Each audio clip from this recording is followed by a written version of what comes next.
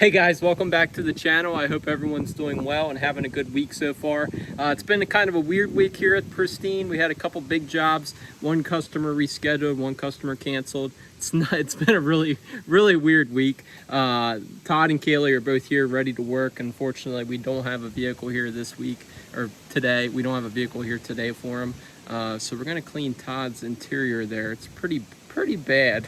That's how detailers' cars are. Typically their daily drivers aren't super well kept because you don't feel like detailing your car when you get home after working all day.